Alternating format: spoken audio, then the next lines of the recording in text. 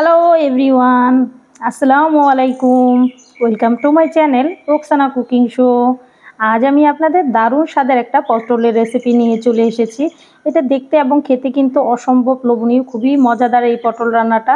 আপনারা এইটা গরম ভাতের সাথে কিন্তু এক পদ দিয়ে খেয়ে ফেলতে পারবেন। চলুন তাহলে দেখে নেওয়া যায়। প্রথমে আমি 6টা পটল নিয়ে নিচ্ছি, আপনাদের পছন্দ মতন কম বেশি করে নিয়ে নেবেন। এখন আমি পটলের সাইডগুলোকে কেটে নিচ্ছি। এই দেখুন,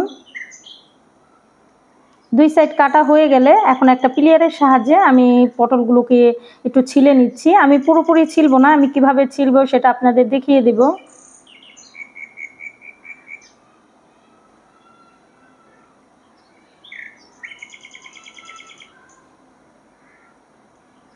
পটলগুলোকে আমি এভাবে ছিলে নিচ্ছি। আপনারা আপনাদের পছন্দ মতন যে কোনোভাবে ছিলে নিতে পারবেন, কোনো সমস্যা নেই। সৌন্দর্যের জন্য আমি এই পটলগুলোকে এভাবে ছিলে নিয়েছি। এই দেখুন, আমার পটলগুলো কিন্তু ছিলা হয়ে গেছে। এখন অন্য একটা পাত্রে আমি পটলগুলোকে নিয়ে নিয়েছি। আমি পটলগুলো কিন্তু আগেই ধুয়ে পরিষ্কার করে রেখে নিয়েছি। এখন 1/4 টিস্পুন দিয়ে দিচ্ছি মরিচের গুঁড়া, 1/4 টিস্পুন দিয়ে দিচ্ছি হলুদের গুঁড়া, আর স্বাদ মতো লবণ দিয়ে আমি পটলগুলোকে ভালো মতন মেখে নিচ্ছি।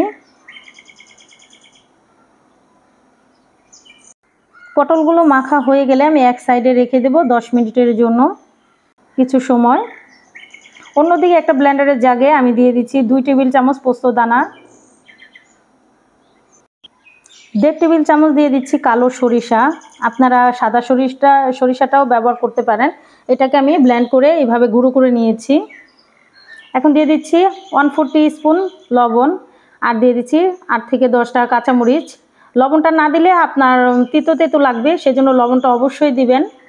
এখন এটাকে আমি এক সাইডে সরিয়ে রেখে দেবো। ওদিকে একটা পাত্রের মধ্যে আমি 3 টেবিল চামচের মতন সরিষার তেল দিয়ে দিচ্ছি সেই পটলগুলোকে আমি কিছু সময় ভেজে নেব। বেশি কড়া করে ভাজবো না, মিডিয়াম করে আমি ভেজে নেব উল্টে পাল্টে। এক সাইড হয়ে গেলে আমি অপর পাশ উল্টে দিচ্ছি। আমার পটলগুলো ভাজা হয়ে গেছে, এখন আমি উঠিয়ে নিচ্ছি। হালকা করে আমি ভেজে নিয়েছি, আপনারা চাইলে একটু ব্রাউন কালার করেও ভেজে নিতে পারেন। সেই তেলের মধ্যে আমি দিয়ে দিচ্ছি 1/4 টিস্পুন কালো জিরা, দিয়ে নেড়েচেড়ে আমি একটু কালো জিরাকে ভেজে নিচ্ছি। এখন দিয়ে দিচ্ছি 4 টেবিল চামচের মতন পেঁয়াজ কুচি। পেঁয়াজটাকে আমি এভাবে কুচি করে নিয়েছি। এখন নেড়েচেড়ে পেঁয়াজটাকে আমি ভেজে নিচ্ছি। পেঁয়াজটা একটু ভাজা হয়ে গেলে দিয়ে দিচ্ছি 1 টেবিল চামচের মতো আদা রসুন বাটা, দিয়ে সেটাকেও ভেজে নিচ্ছি।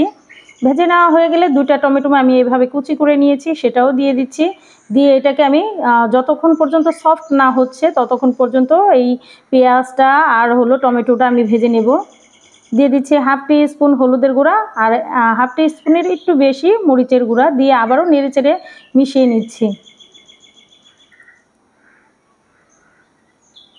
এই তো নেড়েচেড়ে আমি মিশিয়ে নিচ্ছি।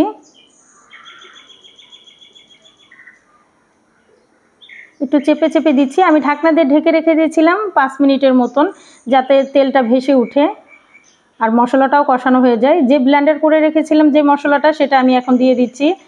দিয়ে আমি এটাকে ভালো মতন কষিয়ে নেব। এখন ঢাকনা দিয়ে ঢেকে রেখে দেব 5 মিনিটের জন্য। 5 মিনিট পর আবার আমি ঢাকনাকে তুলে নেব, তুলে আবার নেড়ে চেড়ে দেব, যাতে তলানিতে লেগে না যায় মশলাটা। একটু চেপে চেপে মিশিয়ে নিচ্ছি যাতে টমেটোটাও গলে যায় আর গ্রেভিটা অনেক সুন্দর হয়। এখন দিয়ে দিচ্ছি ব্লেন্ডারে জগ দেওয়া সেই পানিটা। আমি আরও বেশ কিছুটা পানি ব্যবহার করেছি। এখন নেড়েচেড়ে একটু মিশিয়ে নিচ্ছি। এখন দিয়ে দিব ভেজে রাখা সেই পটলগুলো, দিয়ে সেটাকেও আমি ভালো মতো নেড়েচেড়ে একটু মিশিয়ে নিচ্ছি যাতে পটলের মধ্যে মশলাটা ভালোভাবে ঢুকে। দিয়ে দিচ্ছি 1/4 টিস্পুন লবণ। যেহেতু আমি সব কিছুতেই মোটামুটি লবণ ব্যবহার করেছি, সেজন্য লবণটা একটু বুঝে দিতে হবে, কারণ আপনার পটল ভাজার সময় লবণ ব্যবহার করেছি, মশলাটা ব্লেন্ডার করার সময় লবণ ব্যবহার করেছি। এখন সেই অনুযায়ী লবণটা দিতে হবে। এখন নেড়েচেড়ে ঢাকনা দিয়ে ঢেকে রেখে দিচ্ছি যতক্ষণ পর্যন্ত গ্রেভিটা একটু ঘন হয়ে না আসছে। মাঝে মধ্যে নেড়েচেড়ে দিবেন। এখন ঢাকনাটা উঠিয়ে নিচ্ছি। এই দেখুন, আমার গ্রেভিটা কিন্তু অনেকটা ঘন হয়ে গেছে। আমি আপনাদের নেড়েচেড়ে একটু দেখিয়ে দিচ্ছি, আর কতটা কালারফুল আর কতটা সুন্দর লাগছে। আমি এইরকম গ্রেভি হলে নামিয়ে ফেলবো।